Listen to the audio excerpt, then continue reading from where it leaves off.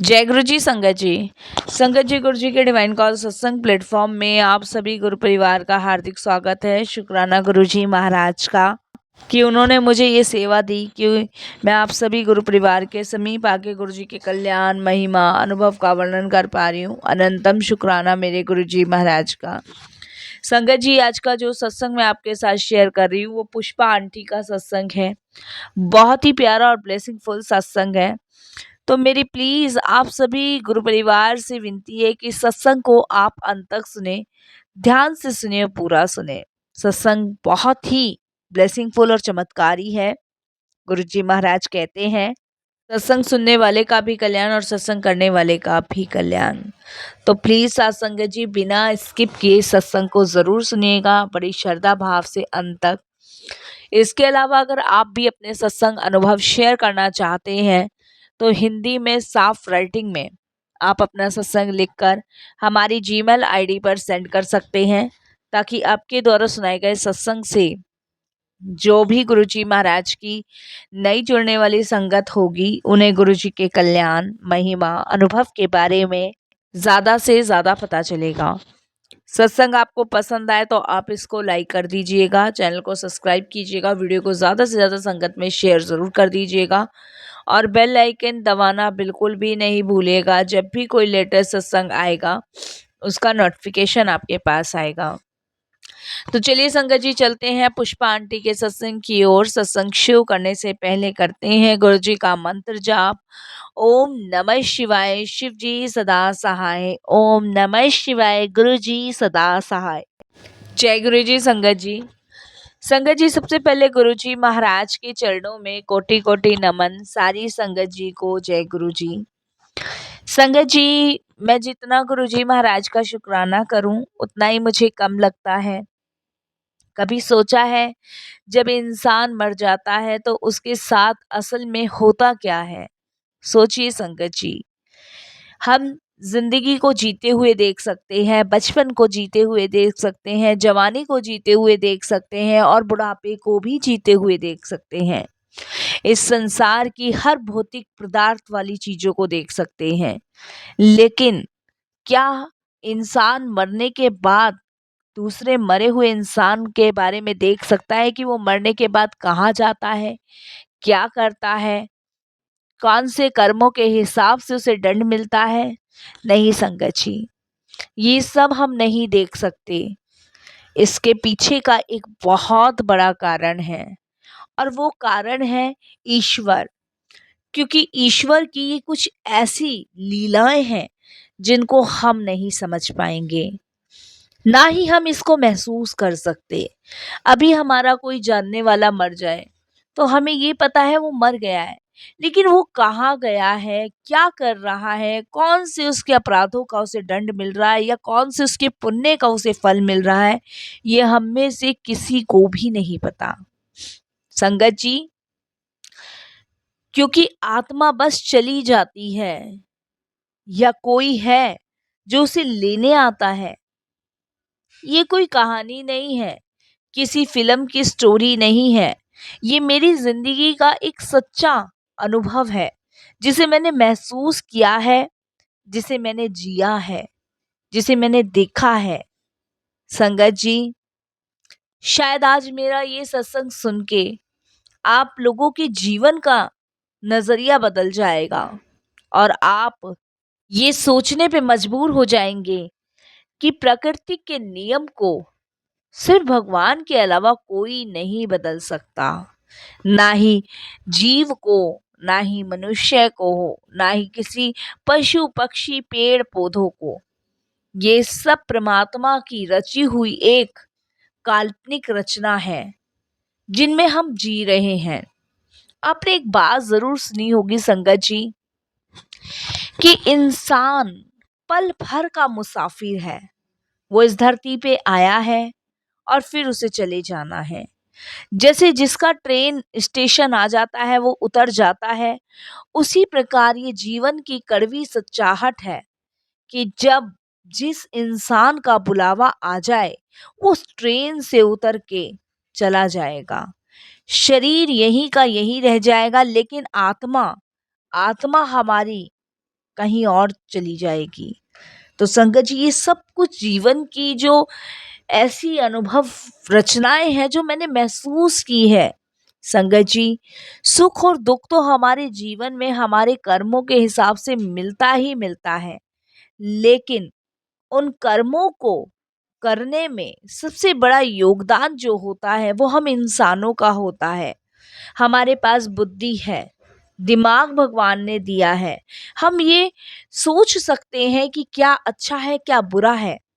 जहाँ पे परमात्मा की शक्तियाँ होती हैं, वहाँ पे कुछ बुरी शक्तियाँ भी होती हैं जो हमें अच्छा कार्य करने के लिए कभी भी आगे बढ़ने ही नहीं देती। इसीलिए हमारे इर्द गिर्द नेगेटिविटी इतनी होती है कि हम कुछ अच्छा काम कर ही नहीं सकते। एक छोटा सा एग्जाम्पल के तौर पे मैं आज आप सभी के साथ एक बात शेयर कर रही हूँ संगत जी। संगत जी, सोचिए एक इंसान है और उसके अंदर बहुत सारा आलस भरा हुआ है।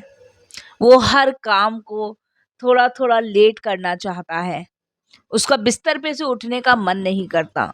ये जो हमारे बिस्तर होते हैं ना संगत जी, ये भी हमें नेगेटिविटी प्रदान करते हैं। सोचिए संगत जी, ये हमें आराम देते हैं, ये हमें कहते हैं कि आओ हमारे पास लेटो, थोड़ी देर बाद उठ जाना, थोड़ी देर बाद कर लेना। इसीलिए संगत जी, हमें अपने शरीर को अत्याचारी बनाना चाहिए, जिससे हम काम करते रहे, मेहनत करते रहें, क्योंकि ये सारी चीजें नेगेटिविटी से भरी है। सोना, टीवी देखना, फोन देखना, फालतू की व्यर्थ की बातें करना, ये सब नेगेटिविटी है। पॉजिटिविटी क्या है संगत जी? अपने आप को बिजी रखना, भगवान में ध्यान लगाना, अच्छी अच्छी बातें करना, ज्ञान की बातें करना, परमात्मा का ध्यान करना, दूसरों की मदद करना, ये पॉजिटिविटी है। सुबह जल्दी उठना, जल्दी उठने से हमारी दिनचर्या अच्छी रहती है। जब हम संगत जी 8, साढ़े 8, 9 बजे उठते हैं ना, तो हमारे अंदर एक नेगेटिविटी होती है, ऊर्जा नहीं होती। लेकिन वही ऊर्जा हमें सुबह 5 बजे उठने से मिलती है, 4 बजे उठने से मिलती है। तो संगत जी, इसीलिए मैंने आपको समझाया कि हमारे जीवन में सुख और दुख, ये दो हमारी जिंदगी का पहलू है संगत जी। इसीलिए हमें इनसे भी बच के रहना चाहिए। संगत जी, मैं दिल्ली के एक छोटे से घर में रहती हूँ। एक दिन संगत जी, रात के समय करीब 2 बजे होंगे, घर में सब सो रहे थे। अचानक संगत जी, मेरे घर में मेरी मदर इन लॉ उठी, उनका नाम शकुंतला देवी है, और कांपती हुई उठी संगत जी, और एकदम से वो चिल्ला बैठी। मुझे समझ नहीं आया कि वो चिल्लाई क्यों। संगत जी, उन्होंने कहा कि मुझे ऐसा लग रहा है जैसे कोई मेरे पास खड़ा है। सांस तेज हो गई, शरीर उनका ठंडा हो गया, और वो बोली, किसी को बुलाओ, कोई मुझे लेने आया है। संगत जी, घर में सब सोए हुए थे उस समय। कुछ ही मिनटों में उनका शरीर इतना ज्यादा ठंडा पड़ गया जैसे संगत जी बर्फ, इस कदर ठंडा पड़ गया। संगत जी, मेरे को समझ नहीं आ रहा था कि मैं क्या करूं क्या नहीं करूं। संगत जी, मेरी आवाज सुनकर सारे घर वाले जग गए। जब सारे घर वाले जगे और जब सुबह तक हम देखते रहे, कोई हाथ मसल रहा है, कोई पैर मसल रहा है, संगत जी, सुबह तक उनका शरीर बिल्कुल शांत हो चुका था। मेरी मदर इन लॉ का शरीर वैसे का वैसा था, उनके चेहरे पर एक मुस्कान थी। और जब हम डॉक्टर के पास उनको लेके गए तो डॉक्टर ने कहा कि इनको दिल का दौरा पड़ा है, जिसकी वजह से इनकी डेथ हो गई है। पर संगत जी, मेरे हस्बैंड ने मुझे बताया कि जब हॉस्पिटल हम लेके गए तो माँ की आंख बंद नहीं हो रही थी, ऐसा लग रहा था कि जैसे वो किसी को देख रही हैं। संगत जी, उसके बाद उनका दाह संस्कार हम लोगों ने कर दिया। 3 दिन बाद संगत जी, मुझे एक सपना आया, और मैं उस सपने में देखती हूँ कि मेरी मदर इन लॉ एक अंधेरी जगह पर खड़ी हैं। और संगत जी, चारों तरफ अंधेरा, चारों तरफ अंधेरा, चारों तरफ से काला धुआं, काले साए निकल रहे हैं। और संगत जी, उस अंधेरे में मुझे कुछ नजर नहीं आ रहा, कुछ भी नजर नहीं आ रहा। और मैं डरते हुए कहती हूँ, मुझे रास्ता नहीं मिल रहा, मुझे बचा लो। मैं इस तरीके से कहती हूँ। तभी संगत जी, मुझे अचानक से गुरुजी का स्वर सुनाई देता है। एकदम से गुरुजी की आवाज आती है, तेरी सांस मेरी संगत थी, तू डर मत, मैं अपने साथ ले जा रहा हूँ। संगत जी, ये बात गुरुजी मुझे उस ड्रीम में बताते हैं। संगत जी, मैं देखती हूँ कि धुएं के बीच से गुरुजी का स्वरूप उभर रहा है। झगमगाता सफेद चोला और उनके पीछे हल्की सी रोशनी। सारे काले साए पीछे हट जाते हैं और संगत जी, मेरी मदर इन लॉ गुरुजी का हाथ पकड़कर कहती हैं कि मैं गुरुजी के चरणों में हूँ। गुरुजी की संगत के रूप में गुरुजी ने मुझे स्वीकार किया है। संगत जी, वो कहती हैं कि मैंने बड़े मंदिर में गुरुजी की संगत की थी, इसलिए अब मेरा अंतिम रास्ता भी मुझे गुरुजी ही दिखा रहे हैं। संगत जी, मेरा सपना यहीं खत्म हो जाता है, लेकिन जब मैं सुबह उठती हूँ तो संगत जी, मेरे कमरे के अंदर गुलाबों की खुशबू की फ्रेग्रेंस होती है। जिस दीवार पर गुरुजी का स्वरूप था, वो खुद ब खुद गिरकर सामने आ जाता है। संगत जी, मेरे को अब सारी चीज समझ आ रही थी कि क्या गुरुजी ने मेरी माँ को अपने स्थानों में जगह दे दी। ये सभी चीजें को मैंने कनेक्ट करके देखा तो संगत जी, मुझे पता चला कि उस दिन गुरुजी खुद मेरी माँ को लेने आए थे। अगले दिन संगत जी, मैंने मंदिर जाके अरदास की और देखिए, सबसे बड़ी बात, मेरे मन में फिर भी कुछ सवाल थे। वहाँ एक अनजान आंटी ने मुझसे कहा कि आंटी, कल रात मैंने एक बुजुर्ग औरत को देखा था। गुरुजी उन्हें अपनी गाड़ी में बैठा रहे थे, कह रहे थे चल, तेरा रास्ता उजला है। संगत जी, ये सुनकर मैं हैरान हो गई। मैंने उनको एकदम से कहा कि आंटी, वो तो मेरी मदर इन लॉ थी, और मैं रो पड़ी।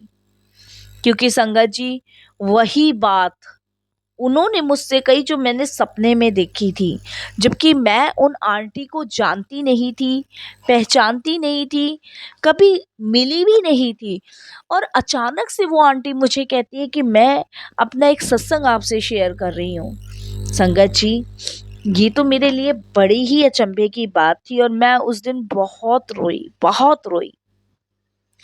गुरुजी ने उस रात उस आत्मा को सिर्फ रास्ता नहीं दिखाया था, बल्कि पूरे परिवार को ये समझा दिया था कि मौत भी गुरुजी की ब्लेसिंग्स का एक रूप है, उनकी शरण में है। हमें कोई अंधेरा नहीं छू सकता संगत जी, कोई भी अंधेरा नहीं छू सकता।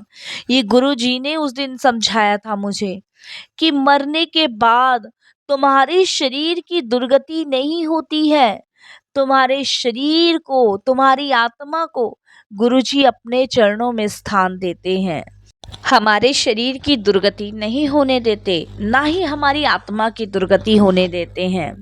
हम भाग्यशाली हैं साथ संगत जी कि हमें गुरुजी की शरण मिली, गुरुजी का प्रेम मिला। साथ संगत जी, गुरुजी ने मुझे ये तक समझा दिया कि जो मेरी संगत का हिस्सा है, मैं उसे कभी नहीं छोड़ता, चाहे वो जीवित हो, चाहे वो मर चुका हो, वो मेरी ही शरण में आएगा। संगत जी, मैं जानती हूँ मेरी मदर इन लॉ आज जहाँ भी हैं, वो गुरुजी की शरण में हैं। मैं बाकी लोगों से भी यही कहना चाहूँगी संगत जी, डरने की या घबराने की कोई ज़रूरत नहीं है, क्योंकि मरने के बाद भी हमें गुरुजी की ही शरण मिलनी है। एक पूर्ण गुरु की प्राप्ति होना बड़े सौभाग्य की बात है।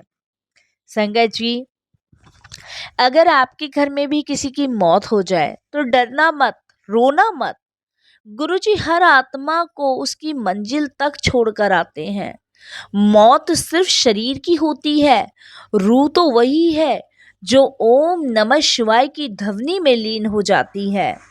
इसीलिए संगत जी, हमें हमेशा गुरु जी का मंत्र जाप करते रहना चाहिए और सदैव उनसे यही प्रार्थना करनी चाहिए कि गुरु जी, जिस भी हाल में हैं, आप सिर्फ अपनी ही शरण हमें दीजिएगा, क्योंकि आपकी शरण में सुख घनेरे गुरु जी, आपकी शरण पाकर ही हमारा जीवन धन्य है। आपकी शरण में हमारा हमेशा मंगल हो सकता है, अमंगल कभी नहीं हो सकता। संगत जी, मैं गुरु जी की शरण में हूँ और गुरु जी के लिए चंद कुछ लाइनें कहना चाहती हूँ। आप सभी से विनती है कि ये लाइनें अपने जीवन में, अपने जीवन की धारणा पे मार्गदर्शन ज़रूर बनाइएगा। है आँख वो जो शाम का दर्शन किया करे, है शीश जो प्रभु चरण में वंदन किया करे। बेकार वो मुख है जो रहे व्यर्थ की बातों में, मुख वो है जो हरि नाम का सिमरन किया करे। हीरे मोती से नहीं शोभा है हाथ की, है हाथ जो भगवान का पूजन किया करे। मरकर भी अमर नाम है उस जीव का जग में, प्रभु प्रेम में बलिदान जो जीवन किया करे। तो संगत जी, ये चंद लाइनें जो है, इसीलिए संगत जी, ये चंद लाइनें मैंने आपको बोली है कि जीवन की धारणा ज़रूर बनाएं। ये वो धारणा है, ये वो मार्ग है जिस पे हम जब भी चलते हैं, हमारे कठिन समय को, हमारे बुरे समय को दूर करते हैं। जितना आप भक्ति में लीन रहेंगे, लेकिन पाखंड नहीं करना है संगत जी। देखिए, पाखंड, एक कहावत आपने सुनी होगी, मुंह में राम बगल में छुरी, वो वाला पाखंड नहीं करना है। आप चाहे भगवान को एक पुष्प भी चढ़ा रहे हो तो बड़ी श्रद्धा से चढ़ाओ। चाहे पूरे दिन में सिर्फ एक बार राम नाम का जाप कर लो, वो भी बहुत है। दिन भर जो माला लिए बैठे रहते हैं, वो एक पाखंड है, वो नहीं करना है संगत जी। और हमारे गुरु जी तो कभी कहते ही नहीं हैं कि आप किसी भ्रम में पड़ो। गुरु जी तो कहते हैं कि अपने सुख में, अपने दुख में, अपने दिनचर्या में आप सिर्फ जो भी बातें हैं वो मुझसे साझा करो, मैं तुम्हारी सुनता हूँ। इसीलिए संगत जी, अगर कोई भी मर रहा है आपके घर में या कहीं भी, तो आप घबराओ मत, परेशान मत कहो, क्योंकि वो सीधे गुरुजी की शरण में जा चुका है। गुरुजी हमेशा अपनी संगत को अपने साथ ही रखते हैं और उनका कल्याण करते हैं। पहले संगत जी, जब मेरी मदर इन लॉ एक्सपायर हुए थे तो मैं बहुत रोई, बहुत परेशान हुई। लेकिन मेरे को जब गुरुजी ने क्लियर किया कि गुरुजी ने अपनी शरण में उन्हें रखा है, तब से संगत जी मैंने कभी अपनी मदर इन लॉ को याद नहीं किया। उसका कारण ये है क्योंकि वो भगवान के चरणों में है, गुरु जी के चरणों में है, फिर किस चीज़ की दिक्कत है संगत जी। बस हमें शुक्राना करना चाहिए। एक बात मैं कहूँगी संगत जी, शिकवा नहीं शुक्राना सीख गए। संगत जी, गुरु जी की संगत में खुद को झुकाना सीख गए।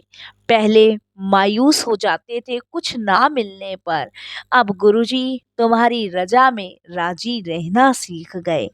संगत जी, संसार का भ्रमण करते हुए एक दिन गुरु नानक सच्चे पातशाह मर्दाना किसी जंगल से जा रहे थे। एक छोटी सी स्टोरी मैं आपके साथ सुना रही हूँ। मर्दाना ने कहा, महाराज बहुत भूख लगी है। गुरु नानक जी ने कहा, मर्दाना रोटियां सेक ले। मर्दाना जी ने कहा, बहुत ठंड है, ना तो कोई चूल्हा है और ना ही कोई तवा, और पानी भी बहुत ठंडा है। तालाब छोटा था संगत जी, जैसे ही गुरु नानक जी ने तालाब को, पानी को स्पर्श किया तो पानी उबल मारने लगा। नानक देव जी ने कहा, मर्दाना अब रोटी सेक ले। मर्दाना ने कहा, आटे की चक्की बनाकर उस तालाब में डालने लगे। रोटियां तो सिकी नहीं, आटे की चक्की डूब गई। दूसरी चक्की डाली, वह भी डूब गई। फिर एक और डाली, वो भी डूब गई। मर्दाना जी ने कहा, नानक जी कहा कि महाराज आप कहते हो रोटियां सेक ले, रोटियां तो सिकेगी कैसे? रोटियां तो कोई सिकी नहीं, बल्कि चक्कियां डूब गई। सच्चे पातशाह ने कहा, मर्दाना नाम जप कर कर रोटियां सेक। मर्दाना चरणों में गिर गए। महाराज, गलती हो गई। नानक देव जी ने कहने लगे, मर्दाना नाम जप कर रोटियां सेक। मर्दाना ने नाम जप कर पानी में चक्की डाली तो चमत्कार हो गया। रोटियां तो सिक गई, बल्कि डूबी हुई रोटियां भी तैरकर ऊपर आ गई और सिक गई। मर्दाना जी ने सच्चे पातशाह से कहा, महाराज ये क्या चमत्कार है। नानक देव जी ने कहा, मर्दाना, नाम के अंदर वो शक्ति है कि नाम जपने वाला अपने आप तैरने लगता है, भव सागर पार हो जाता है लगता है और आसपास के मोहल्लों को भी तार देता है। संगत जी, नाम जाप में इतनी शक्ति है। जहाँ गुरु नानक देव जी ने तालाब को स्पर्श कर ठंडे पानी को गर्म पानी में बदल दिया, तो आज वही है जिसका नाम मणिकरण साहिब है। इसीलिए संगत जी, सच्चे पातशाह कहते हैं, हे सच्चे पातशाह, तू साडे जिस्म साडी रूह नूं नेक कर दे, साडे हर फैसले विच तेरी रजा शामिल कर दे। जो तुहाडा हुक्म होवे ओ साडा इरादा कर दे। जो अरदास पढ़े उसका हर एक काम बन जाए, उसकी हर जिंदगी में ठंडी छांव बरस जाए। यही मैं अरदास करती हूँ साथ संगत जी, यही मैं प्रार्थना करती हूँ गुरु जी महाराज से, और यही मैं अपने सत्संग को भी विराम देती हूँ संगत जी। इसीलिए तो मैंने आपको शुरुआत में कहा था कि गुरु जी के पहलू में, गुरु जी की लीलाओं में अपना ही वर्णन है, अपना ही चमत्कार है। हमें सदैव उनका शुक्राना करना चाहिए, हर उनकी रजा में राजी रहना चाहिए, क्योंकि उनकी रजा में राजी रहने का मतलब है कि अपनी ज़िंदगी को सफल बनाना। संगत जी, बस गुरु जी की प्यारी प्यारी संगत जी को जय गुरु जी और गोवर्धन महाराज की हार्दिक शुभकामनाएं। जय गुरु जी।